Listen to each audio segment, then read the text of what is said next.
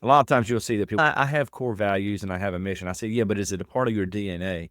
And if it's really not a part of the DNA of the business, then we will revisit those mission, vision, and values and start putting it in the forefront of everything we do. So once the owner is comfortable with his why, we put in things in place to make sure that we're winning to the why. And so that's the regular communications. That is like you're doing the day-to-day. In manufacturing, we call it a Gemba walk, where you're out on the floor every day. You're talking with your employees. You have a plan for today. So you look and say, did I win yesterday? Everything is about communicating why we exist, so on and so forth. One of the key things we do when we develop that annual plan, which is in play 2, the biggest thing that we try to do is we make sure that we get buy-in from the bottom all the way to the top.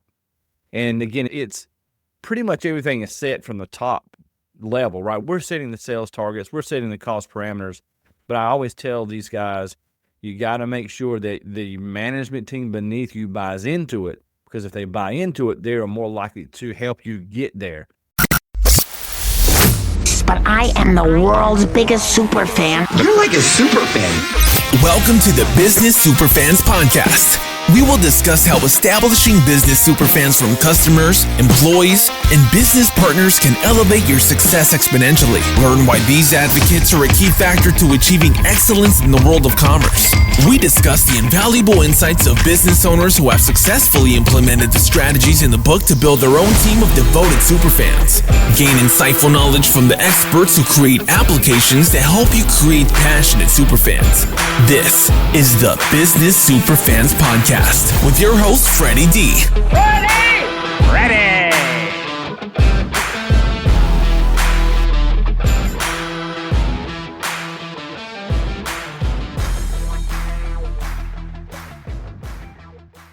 Stewart Ervin's passion for business started at a young age, but like many, he faced the challenge of finding the right direction for his future. He was fortunate to launch his first business at just 16 years old.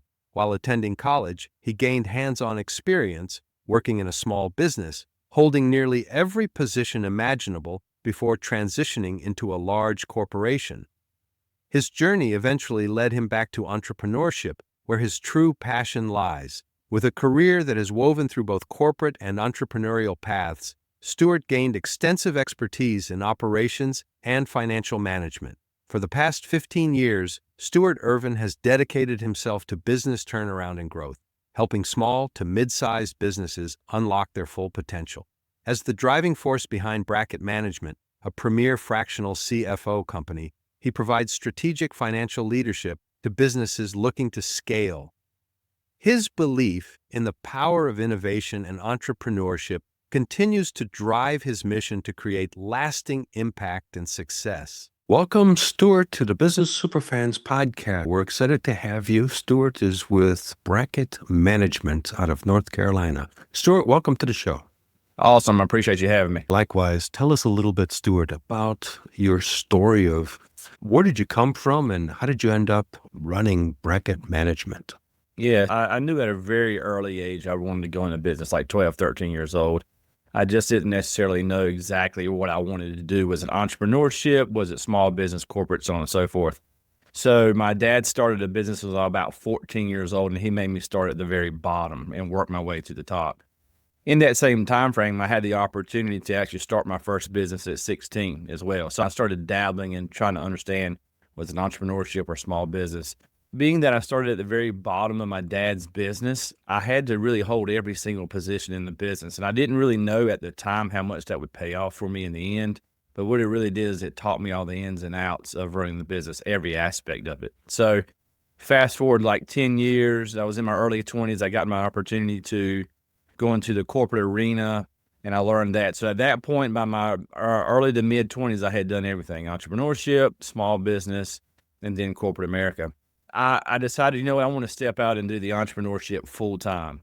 So I had been investing heavily in real estate, and I was flipping houses and on that stuff. And so I had a couple small businesses that really were not large enough to really have any overhead at all. And so at that point, I actually partnered with a college buddy of mine, and we started Bracket Management. Now, Bracket back in 2008, 9, and 10 more or less existed as a business as a service deal. So it wasn't any strategy. We would do your bookkeeping, marketing, so on and so forth, your hiring. again, it really was more or less, let's pull our resources together between me and my buddy to help run our businesses.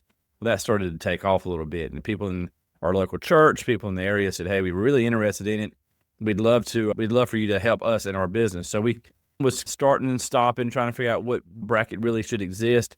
But for me, the majority of my income came from real estate investing. So if you know anything about 2009, 2010, that dried up. So that I got spanked in that area.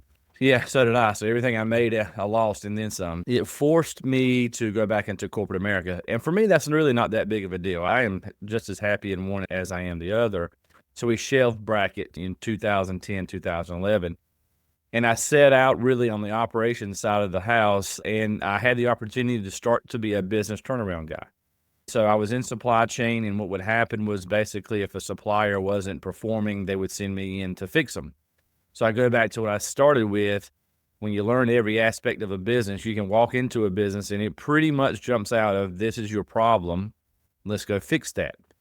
So I did that for about 4 years, and then I got the opportunity to be hired by my first company to really turn them around, like solely focus on, this guy came to me and said, I want to sell my business. I like the way you do things. I know that you understand the finance and operations piece. I want to sell my business. I'm heavily into one particular customer, and I know I need to diversify to do that. And so we turned that company around. Then I got the second and the third. And so it just started to I started to realize I was a turnaround guy. And I had that knack again from everything I had learned back in my teens and 20s. So then I started realizing that I need to really look at potentially starting bracket back up.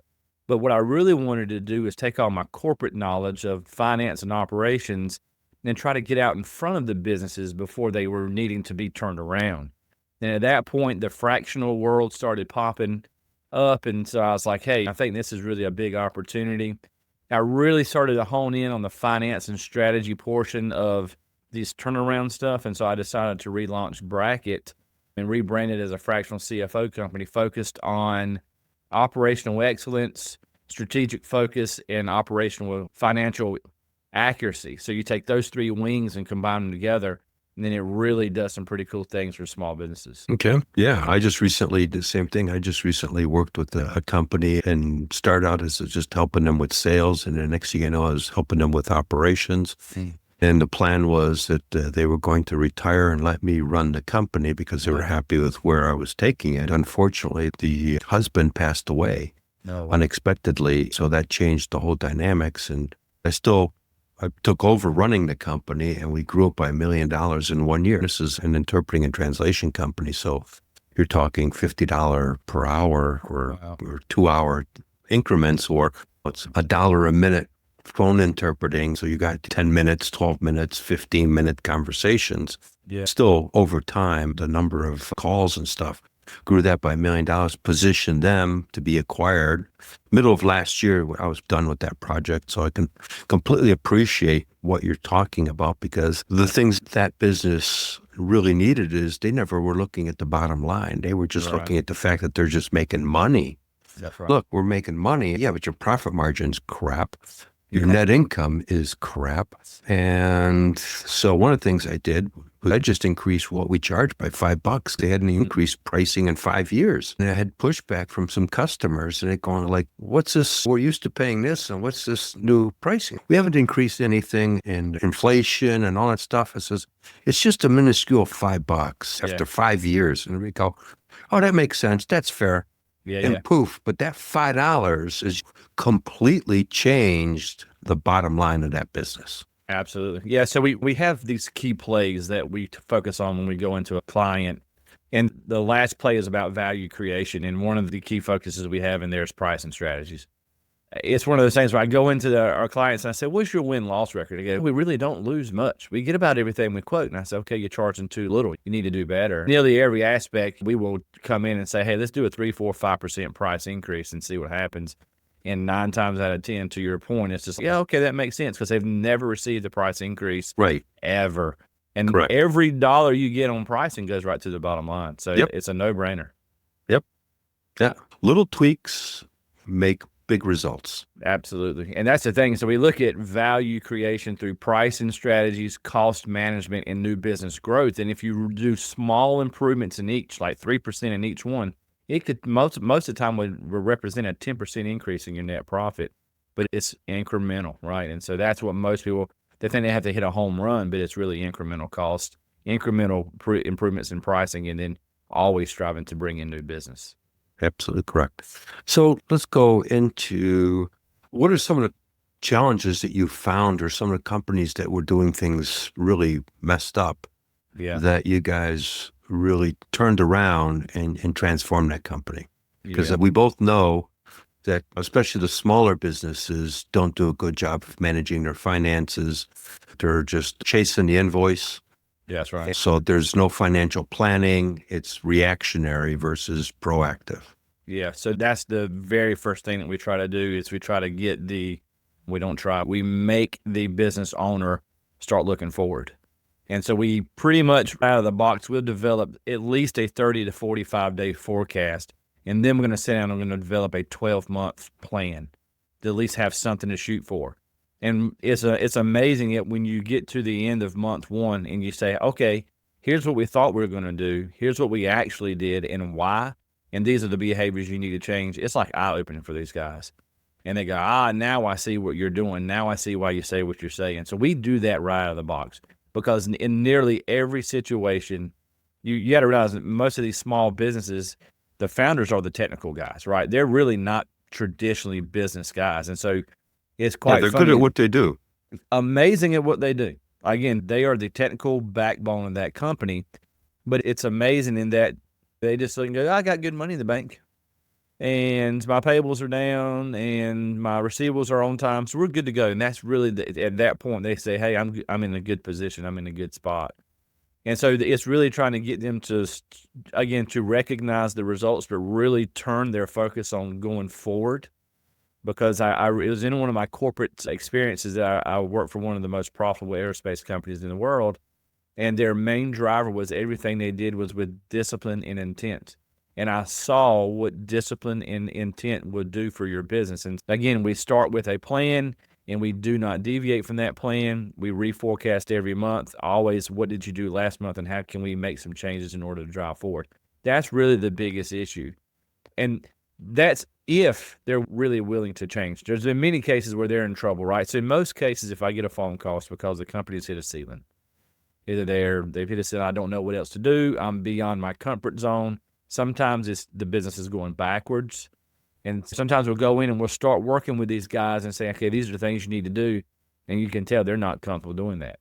And so there's been times where I've had to look at the business owner and say, you probably really don't want to be as big as you think you want to be. You are probably much happier at $2 million a year and being on the lake every weekend, so on and so forth. So you're really beyond your comfort level. And there's been times we've had to separate. But if you're really willing to and want to change and grow, focus on driving your business forward and go from there. And how important is it, Stewart, to involve the whole team into the vision of the company? Because a lot of times the team doesn't really know what the owner's vision is, Right. because it's in his head or her head, and they don't do a good job of sharing and getting everybody, what I would call, into the rowboat and one of those racing boats where you've got 4 people in a line. And if everybody's pulling at the same time and the stroke is not exactly the same, that boat's going to go like this versus. Yeah. Yeah. So one of the other key plays we have is the communication play. The goal there is for everyone internally plus externally knows why you're existing as a business. A lot of times you'll see that people, I have core values and I have a mission. I say, yeah, but is it a part of your DNA? And if it's really not a part of the DNA of the business, then we will revisit those mission, vision, and values and start putting it in the forefront of everything we do. So once the owner is comfortable with his why, we put in things in place to make sure that we're winning to the why. And so that's the regular communications. That is like you're doing the day-to-day. In manufacturing, we call it a Gemba walk, where you're out on the floor every day. You're talking with your employees. You have a plan for today.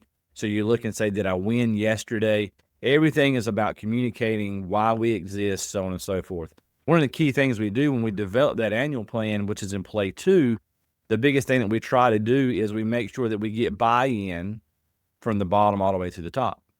And again, it's pretty much everything is set from the top level, right? We're setting the sales targets, we're setting the cost parameters, but I always tell these guys, you got to make sure that the management team beneath you buys into it, because if they buy into it, they are more likely to help you get there. If it's just pressed down on them, they're going to be like, man, this is crazy. Where are they coming from? I tend to be more of an open book, particularly when it comes to through middle management of why.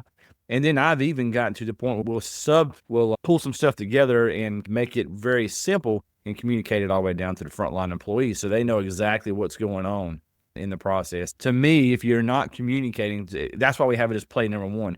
Communication is the most important part of the business, because traditionally that's where people fail the most, because people's imaginations are their worst thing, right? And if you can really nail down the communication side of things and always communicating your why and, hey, we're winning or we're losing, and it's all focused around that, then you'll be much, much better off. Great. Okay. So, Stewart, how about sharing a story related to you guys worked with the company, where they were at, and where did they end up at? Yeah. So probably the biggest turnaround that we were able to accomplish was a company that was at one time $80 million a year. They called me in. Their on-time delivery was 50%. Their past dues were sitting probably 10 to 12% of their backlog was past due. We're talking about $15 million backlog. And they just had no clue what was going on. They called me in, and for me, the business is really set up as inputs and outputs. So you have the demand side, which is sales. You have the supply side, which is supply chain. You have the execution, which is your production, and then the back end stuff of quality and finance. And so when I go into a situation, I really look at the inputs and the outputs associated with each one. So when I walk into this particular company, they were like, man, our supply chain sucks. Our suppliers are terrible. I don't know. We don't know what to do. We have to be with these guys because, again, it was an aerospace company. The ability to switch suppliers is pretty much non-existent. But we just don't know what to do. Our suppliers suck. And so I go in, and within the first week, I actually recognized that the issue wasn't the supply base. The issue was the sales team. And what was happening was this was a publicly traded company, so they would have to go in and create monthly forecasts. So they'd go in, and to make their forecast work, they would start monkeying with the dates in the system to get a forecast that's accurate financially, because we think this is what we're going to do. No one in the business recognized that changing those dates consistently and constantly changed the dates on the demand side of the supply chain. So the supply chain team was constantly getting updates on bring this part in, push that part out, cancel this part. We got to hurry and urgently rush this part. So it's creating absolute chaos in the supply base. Suppliers had no clue. They had no clue what they were supposed to do and what they were not supposed to do. And so the very first thing I said is, let's determine a different manner to go and manage the forecast, and let's keep the dates the same. Keep the dates in your ERP consistent. Then we can determine which suppliers are no good. And once we understand that, now we can start producing parts on the floor appropriately. Because we had stuff sitting everywhere. Our WIP was through the roof because, again, we had partial builds and so on and so forth. Within 3 months, our on-time delivery went from 52%, 53%, all the way up to 98%. Our past dues went to 0. And we consistently stayed in that 98% on-time delivery, $0 past due. So what that was able to do was now there was confidence in the production team again. There was confidence in the supply base. And so now the sales team could go sell, because for years, all they had done is firefight and explain our poor on-time delivery. And so when I walked in the door, the sales were about 61 million. When I left after 4 years, they were at 72, 73 million. It really all stemmed from the one poor process, which was we've got to do our forecasting, so we're going to monkey with the dates. When we fix that, it just rippled through and improved the business dramatically. Now, that company's got to be a super fan of you guys. They were, yeah. We no longer with them, but yeah, once we got them turned around, it was great. Yeah, it was cool. Very good to go into that first quarterly and say, yeah, $0 past due, 99% on-time delivery, and see the corporate guy's eyes go, dang, that's crazy, because it had been years of fight and struggle. Right. Yeah, it's amazing how quickly that can make a left-hand turn and go down the drain, because if you're not paying attention to it, it can run away from you very quickly. So sometimes it's important to bring somebody like yourselves into that company because you're not in the mix. So you're looking at it from a completely different perception, and you can see the things that are not ideally working in an optimal way. That's right. They can't see it because they're living in it every day. Every day. And that's the thing too. We constantly try to tell these guys is, I know you're living in the weeds. We're an outsider. And all I try to do is get these leaders to step up. And again, I help coach that and say, okay, stop looking at this, stop looking at that. Let's focus on this instead and try to get these guys out of the weeds. So I go back to what we talked about earlier. They're the technical brain behind the business. Their comfort level is sitting in the weeds. I know how to do X. I'm the one who designed Y. It's like, yeah, but that's not necessarily your role today. Your role is to come here. And so I do a lot of coaching with the clients and the leaders, owners of these businesses to try to get them to start focusing on the macro level of the business and get out of the weeds. Right, because you got to really empower the team because otherwise 100%. You can't scale. Yeah. Like you just said, the guy that's the leader of the team, that's the specialist and knows how to do that one thing very well, they got to let it go 100%. because it's impossible for them to scale. I recently worked with a commercial flooring company, been in business for 30 years. I started working with them, but the owner just couldn't let go of the power. He's one of those types. I'm sure you've ran it. Yeah, I'm sure I have to do it. And because I let him do it, and now it's all screwed up. I've lost money and everything else. I'm going like, yeah, but did you really train the guy? Did you empower the guy? No, you just said, go get this done. It was really eye-opening for me because I never really had worked with somebody that wanted to go forward, but did everything to screw it up. It was baffling because in 6 weeks' time, I got him bid opportunities because Arizona is exploding with construction, especially commercial construction, $159 billion worth of construction going on in Arizona. And in 6 weeks, I had him $1.1 million of bid opportunities, and he just couldn't handle it. Yeah. Sometimes you think that would be enough, but that's when I go back to he probably was a lot more comfortable at a smaller level doing his thing. So, yeah, one of the things that we talk about, there's another play 5, which is really focused around employees. We get into discussions around job descriptions, KPIs, which is an agreement between the employee and the business owner is what success looks like. And I do all of that in an effort. I give the analogy of a baton handoff. If I was the owner, if I have a problem in sales, I want to go talk to this guy. If I've got a problem in purchasing, whatever the case may be, I want to go talk to this guy, so on and so forth. With these small businesses is a lot of times the guy doing the sales is doing the purchasing. He's also doing the scheduling. And I'm like, who you can go yell at if it's not working?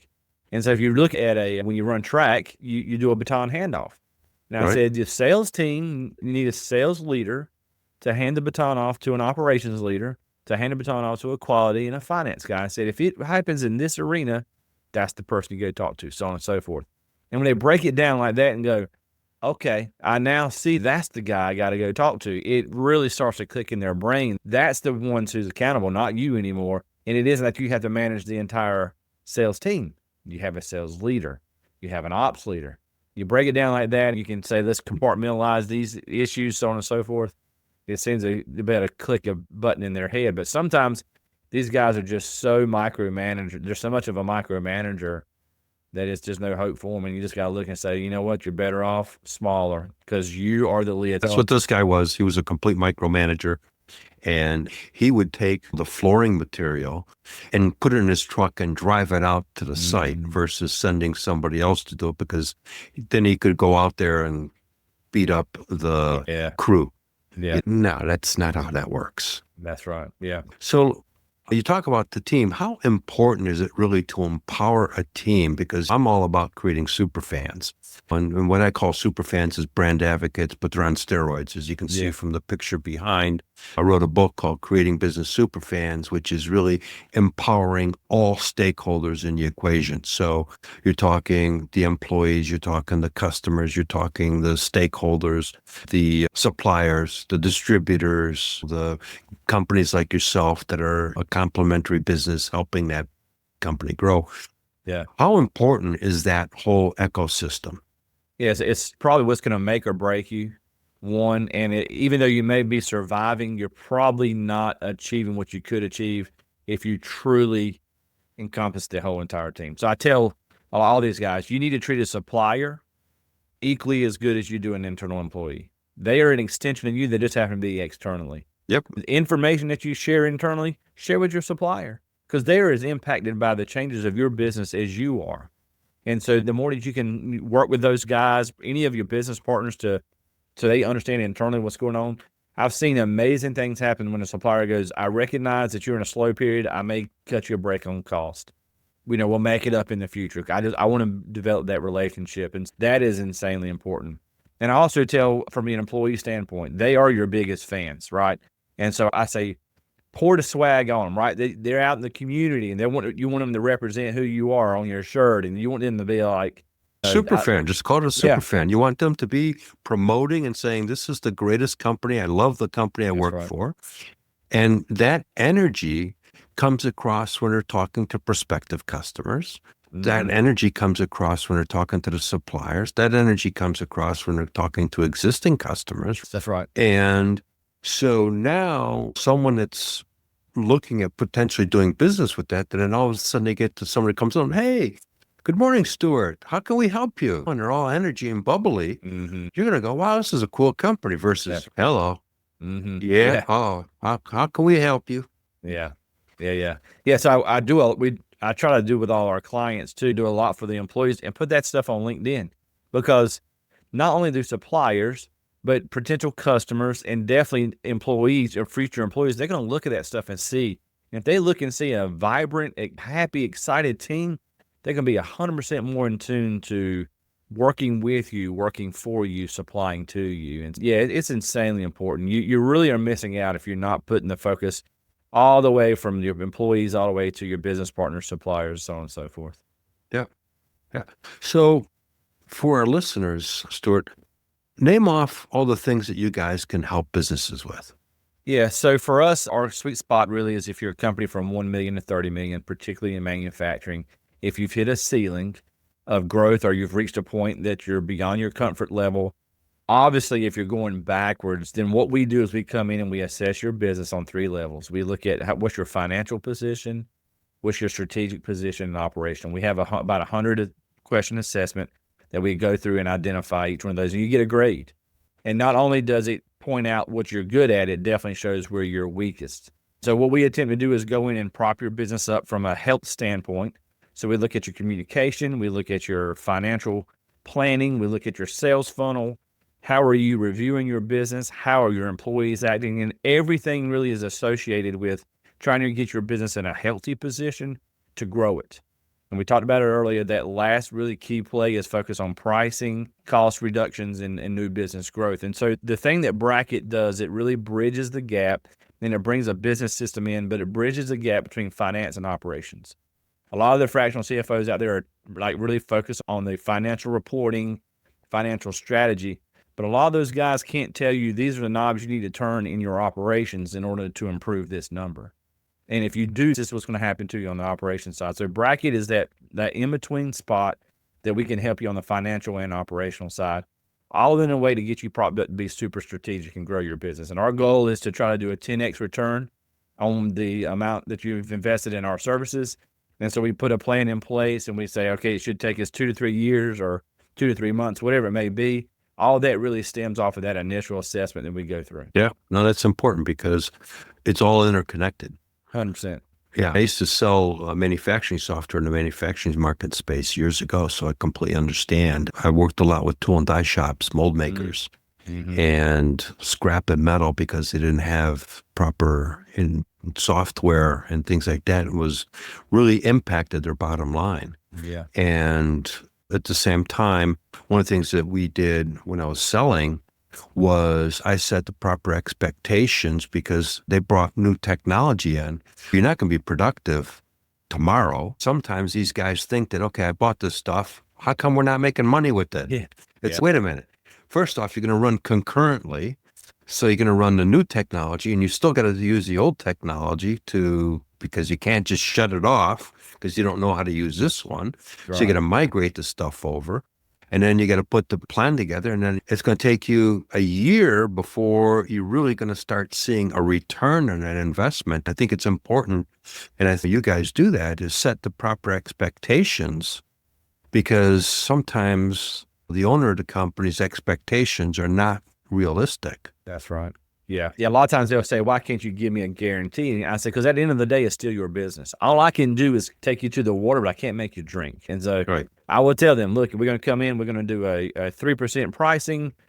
Your costs are outrageous. We'll do the industry research and say, okay, we think we can take 8% of your cost out. And you're really positioned pretty well strategically. So let's grow your business by 10%. If you do that formula, that's how you get a 10x return. And we're going to help you do it in all steps, all aspects and every step of the way. But at the end of the day, you're still the one who's driving it. All I can do is help you get there. And but so far it's worked out well. We've done very well, and our clients are continuing to perform, and it's really a happy marriage. Yeah. No, I remember there's a one mold shop that I used to work with in Illinois, and they started out as a 40-man company. I really didn't do any business coaching at the time. I was just selling them technology, but I would always set the proper expectations for them and help them plan their growth.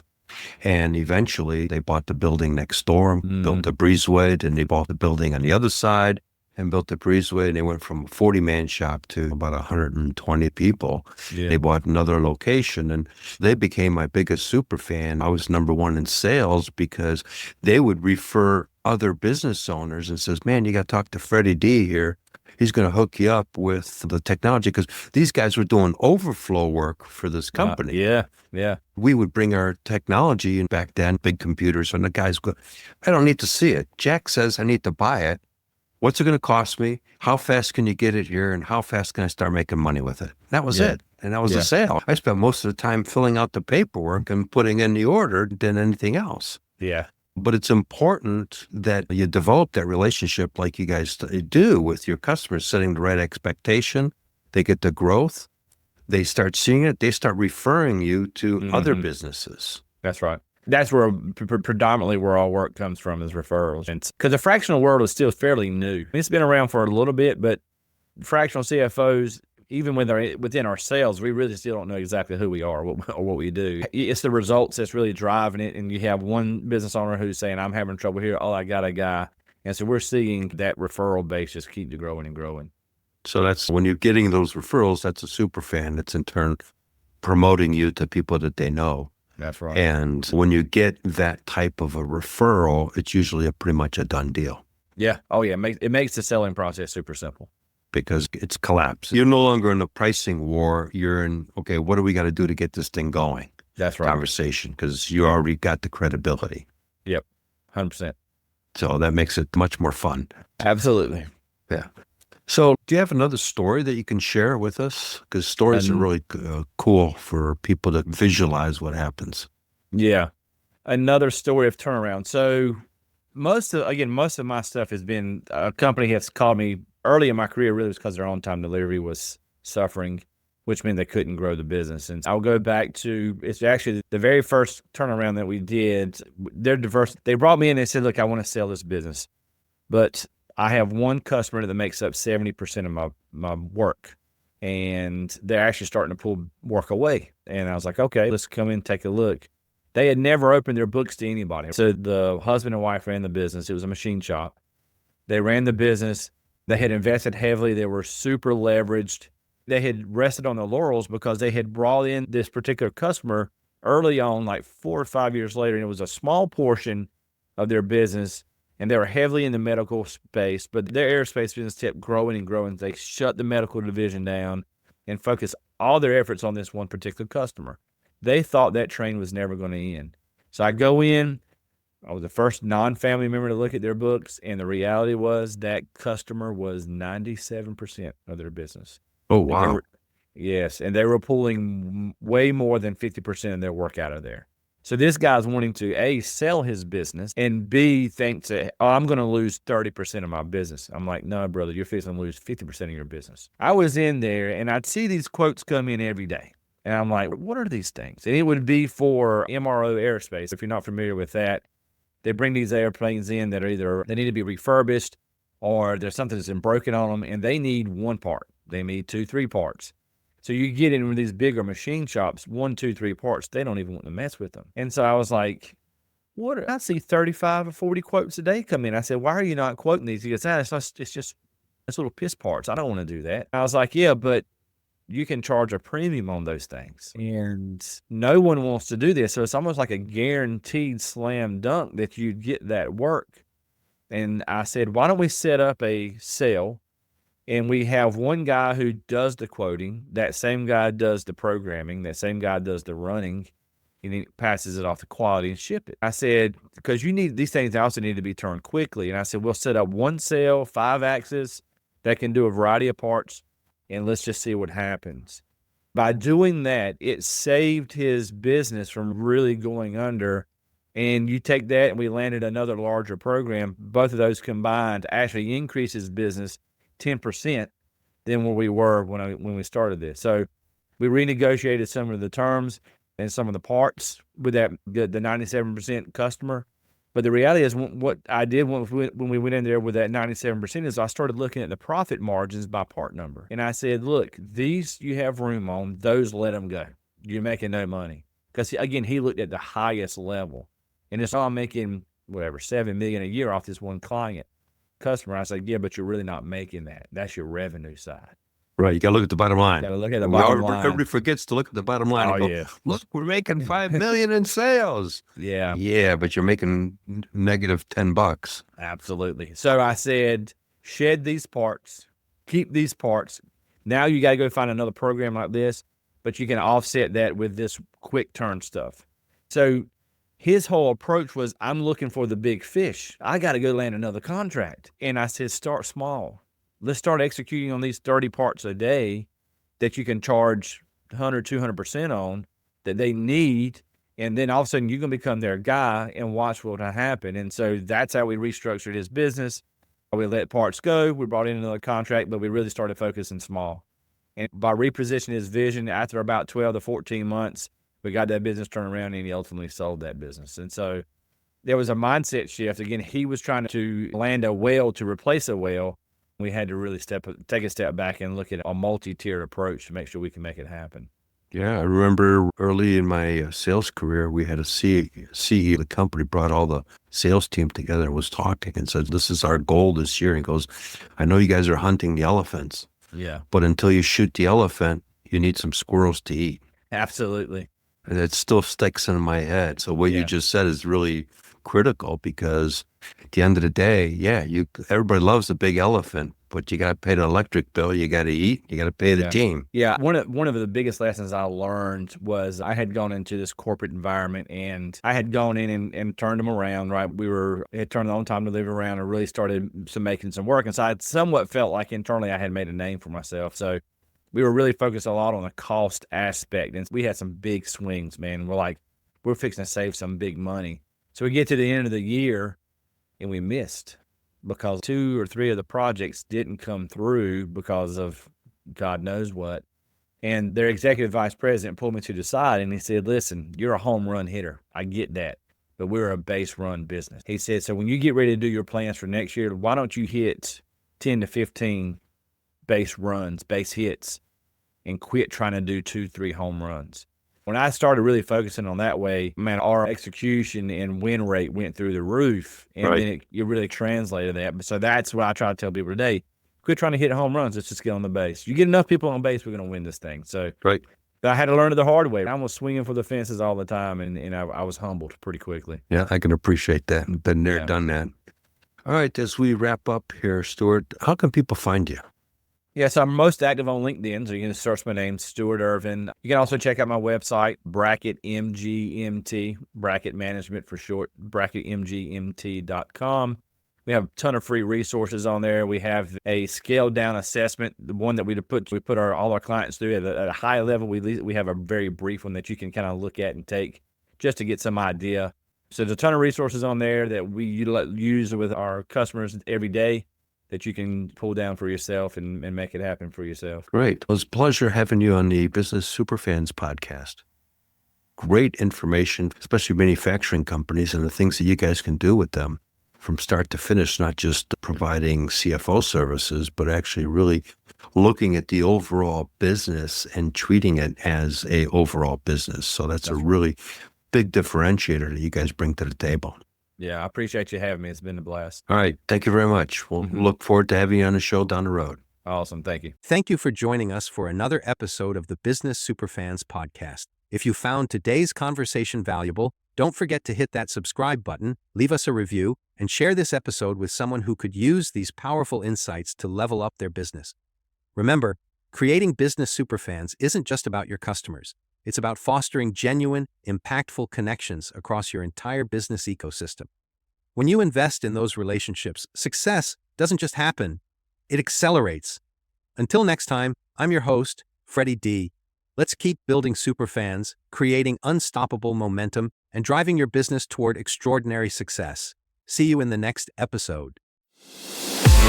We hope you took away some useful knowledge from today's episode of the Business Superfans podcast. The path to success relies on taking action. So go over to businesssuperfans.com and get your hands on the book if you haven't already. Join the Accelerator community and take that first step in generating a team of passionate supporters for your business. Join us on the next episode as we continue guiding you on your journey to achieve flourishing success in business.